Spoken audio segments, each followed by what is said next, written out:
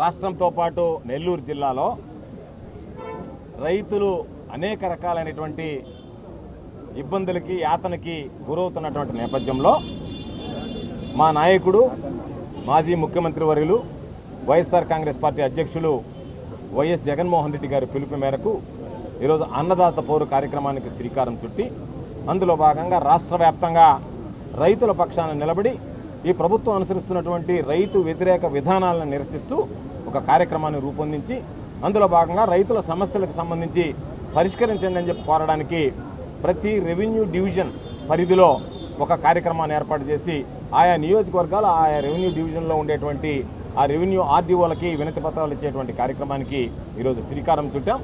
అందులో భాగంగా నెల్లూరు జిల్లాకు సంబంధించి నెల్లూరు నగరం, నెల్లూరు రూరల్, కోవూరు, సర్వేపల్లి నియోజకవర్గాలకు సంబంధించి కలెక్టరేట్లో జిల్లా కలెక్టర్ గారి దగ్గరికి మహనీయుడు ఆనవాయితీ ప్రకారం బిఆర్ అంబేద్కర్ గారి విగ్రహానికి పూలమాల వేసి నివాళులు అర్పించి ఆ రాజ్యాంగ స్ఫూర్తితో ఈరోజు కలెక్టరేట్కి వచ్చి కలెక్టర్ గారికి సమస్యల మీద వినతి పత్రం సమర్పించడం జరిగింది. అయితే ఎన్నడూ చూడనటువంటి విషయం, ఈరోజు కలెక్టరేట్కి వస్తే కలెక్టరేట్కి సంబంధించి అయ్యా మాకు ఇన్ని సమస్యలు ఉన్నాయని చెప్పి మాట్లాడడానికి వస్తే దానికి సంబంధించి ర్యాలీగా వచ్చేటువంటి పరిస్థితుల్లో ఏ ప్రభుత్వం అధికారంలో ఉన్నా సరే ఆ ప్రభుత్వం ఎప్పుడు కూడా నిర్బంధించేటువంటి పరిస్థితి ఉండదు. ఈరోజు పర్మిషన్కి అప్లై చేస్తే అర్ధరాత్రి 2 గంటల ప్రాంతంలో వాట్సాప్లో పెట్టారు 19 నిబంధనలు. మీరు మాట్లాడకూడదు, మీడియాలో అనుచితమైనటువంటి వ్యాఖ్యలు చేయకూడదు, ఉచితమైనటువంటి వ్యాఖ్యలు నాకు తెలియదు, అనుచితమైనటువంటి వ్యాఖ్యలు చేయకూడదు, మైకు మాట్లాడకూడదు, 15 మంది మించి నడవకూడదు అని అనేక రకాలైనటువంటి నిర్బంధాలతో ఈరోజు ఎక్కడికక్కడ అరెస్ట్ చేయడం, హౌస్ అరెస్ట్ చేయడం, దారి పొడిగిత చెక్ పోస్టులు పెట్టడం, అడ్డుకోవడం, డిఎస్పీలు, సిఐలు, ఎస్ఐలు, స్పెషల్ పార్టీ పోలీసులు, నెల్లూరు జిల్లాలో ఉన్నటువంటి పోలీసు మొత్తాన్ని మోహరించడం, ఇది దురదృష్టకరమైనటువంటి విషయం. నెల్లూరు జిల్లాలో అనేక సందర్భాలలో వైఎస్ఆర్ కాంగ్రెస్ పార్టీ నిరసనలు చేసింది. వైఎస్ఆర్ కాంగ్రెస్ పార్టీ అధికారంలో ఉన్నప్పుడు తెలుగుదేశం పార్టీ ఇటువంటి నిరసన కార్యక్రమాలు చేపట్టింది. ఏ రోజు కూడా మేము అడ్డుకున్నటువంటి నేపథ్యం లేదు. ఈరోజు ఈ ప్రభుత్వం తప్పులు చేస్తూ ప్రభుత్వ తప్పుల్ని ఎత్తి చూపిస్తే ఆ ఎత్తి చూపించకూడదు కాబట్టి ఎత్తి చూపించేటువంటి వాళ్ళ మీద మేము కక్ష సాధింపులకు పాల్పడతాం, అణచివేస్తాం, ఆ గొంతులను నొక్కి పెడతాం అనేటువంటి విధంగా ఈరోజు కూటమి ప్రభుత్వం చంద్రబాబు నాయుడు ప్రయత్నించడం అనేటువంటిది దుర్మార్గమైనటువంటి విషయం అని చెప్పి సందర్భంగా తెలియజేస్తున్నాను. ఈరోజు ఎన్నులు లేదు. నేను వ్యవసాయ శాఖ మంత్రిగా పనిచేశాను జగన్మోహన్ రెడ్డి గారి మంత్రివర్గంలో. రైతులకు సంబంధించి ఈ జిల్లాలో మా ప్రభుత్వం ఉన్నన్ని రోజులు, మేము ఉన్నన్ని రోజులు ఏ రోజైనా సరే రైతు అనేటువంటి వాడు రోడ్డు ఎక్కాడా అనేటువంటిది ఒకసారి ఆలోచించండి. ఎరువులకు సంబంధించి కానీ, విత్తనాలకు సంబంధించి కానీ, పంట నష్టానికి సంబంధించి కానీ, పంట నష్టానికి రావాల్సినటువంటి నష్ట పరిహారానికి సంబంధించి కానీ ఎన్నడూ కూడా ఏ సీజన్లో నష్టం జరిగితే ఆ సీజన్లోనే రైతులకు సంబంధించినటువంటి నష్టపరిహారం ఇచ్చినటువంటి ఘనత ఆనాటి ముఖ్యమంత్రి జగన్మోహన్ రెడ్డి గారిది అని చెప్పి సందర్భంగా గుర్తు చేస్తున్నాను. ఎరువులకు సంబంధించి రైతు ఎక్కడికి ఊరు దాటి బయటకు వెళ్లాల్సినటువంటి అవసరం లేకుండా రైతు భరోసా కేంద్రాల ద్వారానే ఈరోజు రైతులకు సమృద్ధిగా ఎరువులు అందించినటువంటి ఘనత. ఈరోజు రైతుల పరిస్థితి చూస్తే 270 రూపాయలు అమ్మాల్సినటువంటి యూరియా బహిరంగ మార్కెట్లో 600 రూపాయలు అమ్ముతుంది. 600 రూపాయలకు కొందామా అంటే 600 రూపాయలకు కూడా దొరకనటువంటి పరిస్థితి ఏర్పడింది. ఎందువల్ల ఇది ఏర్పడింది?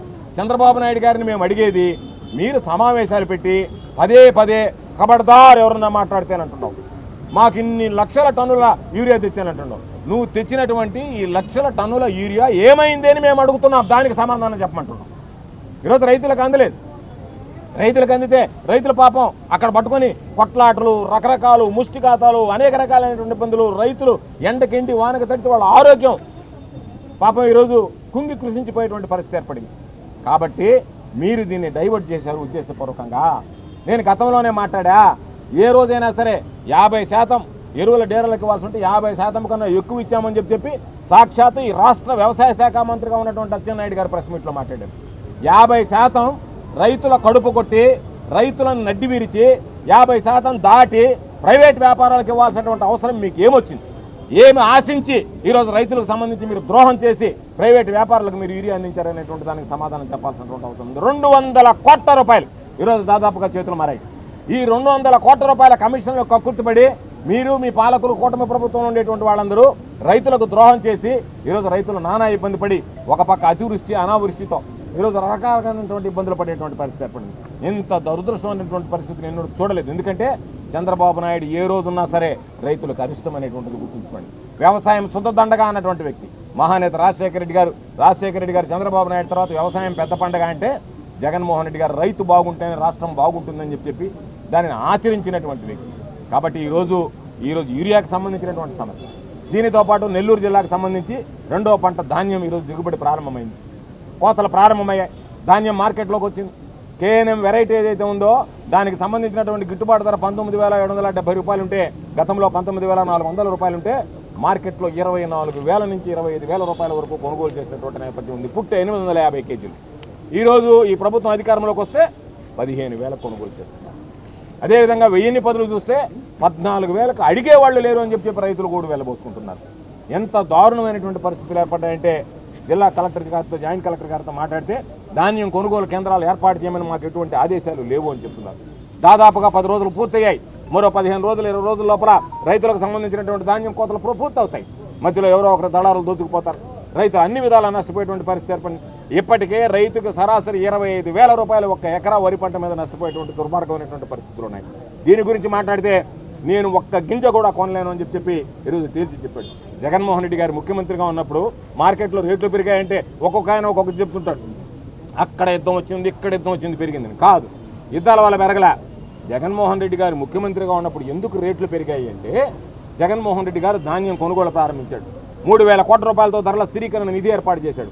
3,000 కోట్ల రూపాయలు పోయినా పర్వాలే, ఇంకా అవసరమైతే మరో 3,000 కోట్ల రూపాయలను వెచ్చించండి, రైతులకు సంబంధించి న్యాయం చేయండి అని చెప్పి మాకు జరిగినటువంటి సమీక్ష సమావేశంలో పదే చెప్పినటువంటి వ్యక్తి జగన్మోహన్ రెడ్డి గారు. రైతుల విషయంలో వెనకడుగు వేయకండి, రైతుల గురించి ఆలోచన చేయండి, రైతులు బాగుండాలని చెప్పి అన్నదాత అనేటువంటి వాడు ఆక్రోశించకూడదు అనేటువంటి ఆలోచన చేసి ఎప్పటికప్పుడు సమీక్ష సమావేశాలు ఏర్పాటు చేసి రైతులకు అండగా నిలిచినటువంటి వ్యక్తి జగన్మోహన్ రెడ్డి గారు. కాబట్టి ఆ రోజు ధాన్యం కొనుగోలు కేంద్రాలు ఏర్పాటు చేసి విస్తృతంగా ఎక్కడ రైతులకు అవసరమైతే ఆ రోజు ధాన్యం అక్కడ అమ్ముకునేటువంటి ఏర్పాటు చేస్తే దళారు పరుగునొచ్చి ఈ ప్రభుత్వం మొత్తం కొనేస్తే మన వ్యాపారం దివాలా తీస్తుందని చెప్పి ఈరోజు దానికి సంబంధించి ఎగబడి కొనడంతోనే మార్కెట్ ధర కన్నా 25% అధికంగా రైతులు అమ్ముకునేటువంటి పరిస్థితి ఏర్పడింది. ఈరోజు ఆ పరిస్థితులు లేవు. రైతు గోడు అంటున్నాడు, రైతు బాధపడుతున్నాడు. మీరు సంబంధించి ఉచిత పంటల బీమా ఉంటే ఎత్తేసారు, దాని గురించి ఈరోజు మాట్లాడటం లేదు. చంద్రబాబు నాయుడు రైతులకు సంబంధించినటువంటి నష్టపరిహారాన్ని అంచనా వేయమంటే తక్కువగా చూపించి ఆ నష్టపరిహారాన్ని పంపిణీ చేసేటువంటి పరిస్థితులు లేదు. అదేవిధంగా ఈరోజు గిట్టుబాటు ధర చూస్తే స్థిరీకరణ నిధి చేశాడు.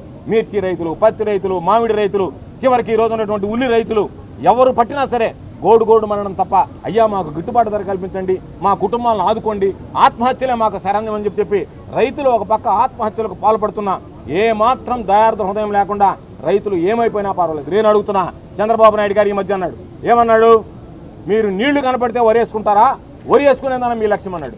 ఇదే చంద్రబాబు మరొకనోడితే ఏం చెప్తున్నాడు, బనకచెర్ల ప్రాజెక్టు తీసుకొస్తే మరో 1,00,000 ఎకరాలకి నేను నీరు ఇచ్చేటువంటి అవకాశం ఉంటుంది అని చెప్తున్నాడు.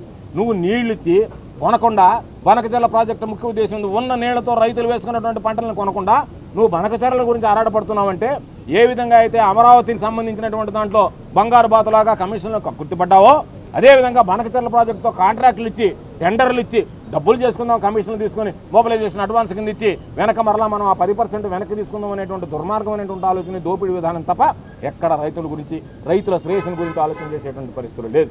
కాబట్టి మేము అనేక రకాలైనటువంటి ప్రధానమైనటువంటి డిమాండ్లతో ఈరోజు కలెక్టర్ గారికి వినతి పత్రం ఇచ్చాం. దానిలో ప్రధానమైనటువంటి డిమాండ్లు రైతులకు సంబంధించి వెంటనే ధాన్యం కొనుగోలు కేంద్రాలు ఏర్పాటు చేసి రైతులు పండించినటువంటి ధాన్యాన్ని కొనాలి. యూరియాతో సహా రైతులకు అవసరమైనటువంటి అన్నీ కూడా ఈరోజు రైతు సేవా కేంద్రాలను పేరు మార్చుకున్నాం. ఆ రైతు సేవా కేంద్రాల ద్వారా రైతులకు అందించాలి. బ్లాక్ మార్కెట్ నియోజించాలి. ఎందుకంటే మేము ఉన్నప్పుడు స్పెషల్ టాస్క్ ఫోర్స్ ఏర్పాటు చేసి ఎక్కడికక్కడ ఎవడన్నా బ్లాక్ మార్కెట్లో అమ్మినా లేదా కాలం చెల్లినటువంటి మందులు అమ్మినా వెంటనే క్రిమినల్ చర్యలు కూడా తీసుకునేటువంటి అవకాశం ఉండేది. కాబట్టి మీరు బ్లాక్ మార్కెట్ నిరోధించడానికి తూతూ మంత్రంగా మొక్కుబడిగా పత్రికల్లో ప్రకటనలు ఇచ్చి ఆ పత్రికల ప్రకటన ద్వారా ఏదో ప్రజలను మభ్యపెట్టాలనేటువంటి ఆలోచన మాని మీరు చిత్తశుద్ధితో ఈరోజు బ్లాక్ మార్కెట్ నియంత్రించేటువంటి విధంగా చర్యలు తీసుకోండి. పంటలకు సంబంధించినటువంటి గిట్టుబాటు ధర అన్ని పంటలకు సంబంధించి కూడా గిట్టుబాటు ధర కల్పించండి. ఉచిత పంటల బీమా ఏదైతే జగన్మోహన్ రెడ్డి గారి హయాంలో రైతు ₹1 చెల్లించకుండా రైతు వేసిన పంటకి ఈ క్రాప్ చేస్తే దానికి సంబంధించిన నష్టం వాటిల్తే బీమా ఇచ్చేటువంటి విధానం ఉండిందో ఆ బీమా విధానాన్ని కొనసాగించండి. వర్షాల కారణంగా దెబ్బతిన్నటువంటి పంటలు ఏదైతే ఉన్నాయో వాటికి సంబంధించిన నష్టపరిహారాన్ని వెంటనే చెల్లించేటువంటి విధంగా చర్యలు తీసుకోండి అని చెప్పి ఈరోజు జిల్లా కలెక్టర్ గారిని కోరాం. వేచి చూస్తాం. ఏది ఏమైనా ఈ ప్రభుత్వం కనుక రైతుల విషయంలో కనుక చిత్తశుద్ధితో పని చేయకపోతే రైతులకు సంబంధించినటువంటి సమస్యలను పరిష్కరించే విధంలో చిత్తశుద్ధి ప్రదర్శించకపోతే ఖచ్చితంగా వైఎస్ఆర్ కాంగ్రెస్ పార్టీ పక్షాన రైతులకు అండగా నిలబడి పోరాటం చేస్తామని చెప్పి ఈ సందర్భంగా తెలియజేస్తూ